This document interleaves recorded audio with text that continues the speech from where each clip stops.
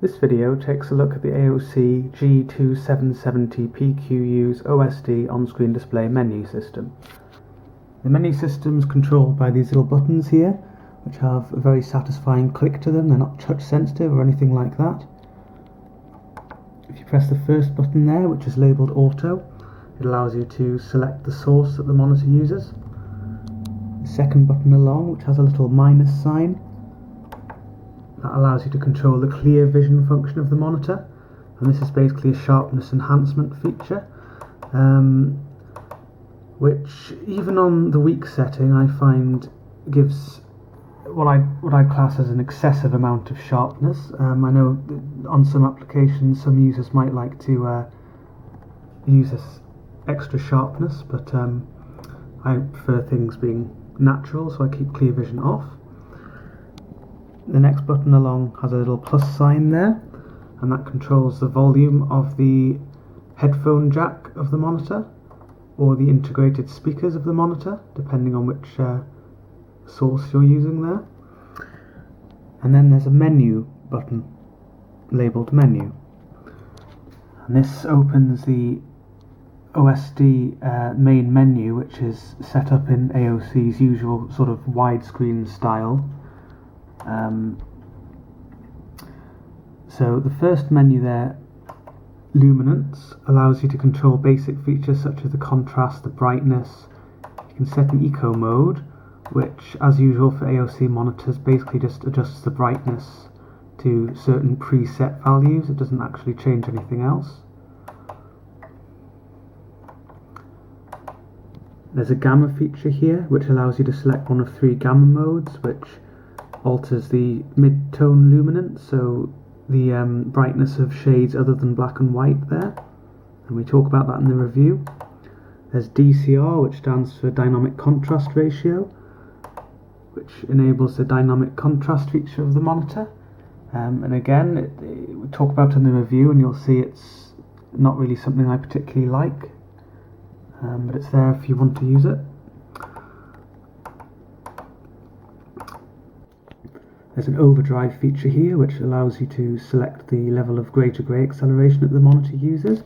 Again, that's something I talk about in the review, and I've got my preferred setting weak selected here. If you would like, you can disable it completely. You can set it to weak, light, medium, or strong. And it's nice to actually be able to change the overdrive setting here. On some of AOC's 24-inch models, like the G2770Pqu, the overdrive setting is actually disabled unless you're running the monitor at 60 Hz. But on this model it works regardless of refresh rate, which is good. You can see image setup here is greyed out. That's because it allows you to simply adjust some image attributes which only apply to analog connections. Digital connections such as DisplayPort that I'm using here, they'll automatically configure those sort of things for you, so there's no need to be able to control them. And next there's a colour setup menu, which does what it says on the tin. It allows you to alter the colour temperature of the monitor you can use a number of presets it gives you, such as warm, which is the default mode, normal, cool, sRGB, and user. In the user mode you have access to the red, green and blue colour channels, so you can alter them manually. There's Dcb Mode, which stands for Dynamic Colour Boost, and what this does is it oversaturates colours on the monitor, giving an effect that some users might like. It, for example, Full Enhance saturates a lot of different shades. There are more selective options such as Nature Skin, which brings out pink tones primarily. There's Green Field, which brings out greens, Sky Blue, which does the same for blues, and Auto Detect, which should switch the DCB mode depending on the content. And again, I prefer a natural, more accurate image, so I prefer to leave this setting off. If you'd like to specifically look at the difference that the dynamic colour boost makes, and you have to do this first hand, you won't be able to see the proper difference on the video, but you can get it so that it shows your selected Dcb mode on the left side of the monitor. So for example, if I full enhance it, it'll have the biggest effect here on the left side of the monitor, whereas the right side of the monitor just shows the monitor without Dcb enabled.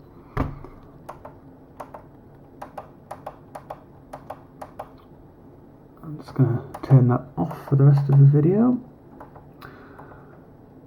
Next is the picture boost section, which allows you to control this bright frame function. Anyone who's seen our previous reviews or has watched other OSD videos of AOC monitors from us will know all about this feature.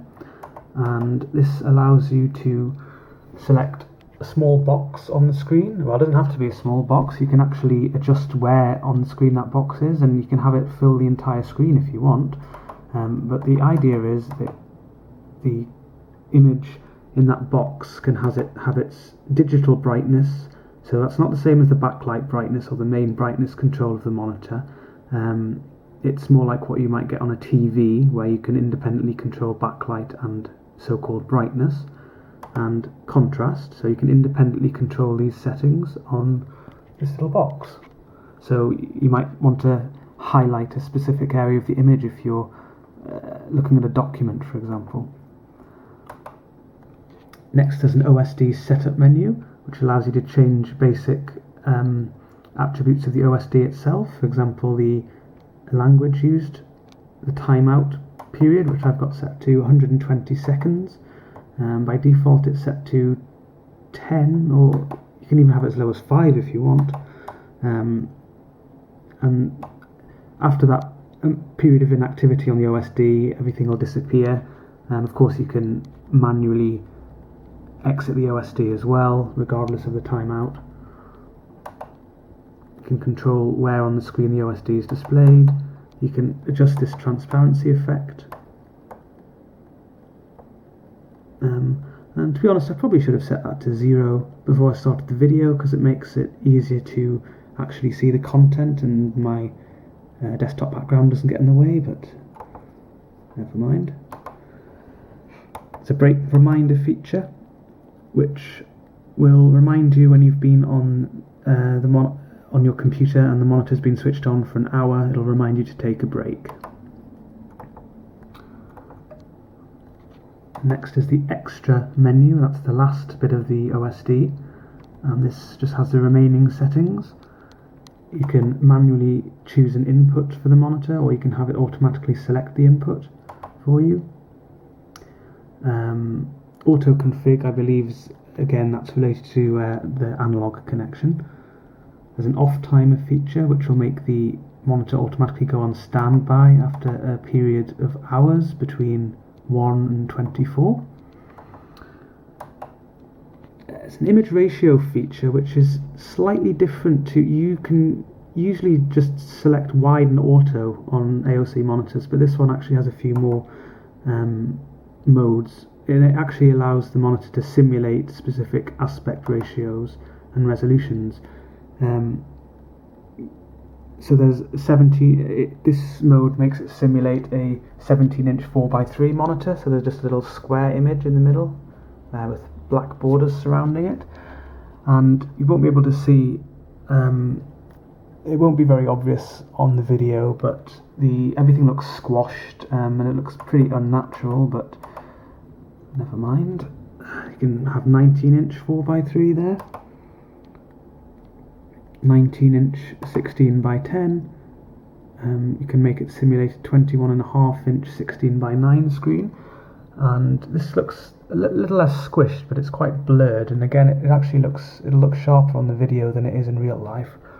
But some people like are very used to a particular screen size and aspect ratio, or they might be running an old game that only works in a specific aspect ratio. So this is just there to support that sort of thing. And there's 22-inch 16:10, 23-inch 16:9, and your native 27-inch 16:9. There's DDC/CI, which basically just allows you to use the plug and play functionality with the monitor, so this will be set to yes or enabled by default, and that's where you should really leave it, unless you're using some legacy operating system that doesn't work with plug and play properly. And there's an option to reset everything back to the factory defaults, and then a little reminder of the resolution and refresh rate of the monitor, which, as you can see here, is currently set to 60 Hz, but don't worry, that's just because I was testing something else out. I'll just to prove that it can do 144 Hz, I'll just switch that for you there. And then we go back onto the OSD, and there we are. It actually reads 143 Hz here, but it's just a bit of strange rounding done there. It's actually 144 Hz. So there we are. That's the OSD on-screen display menu system of the AOC G2770Pqu.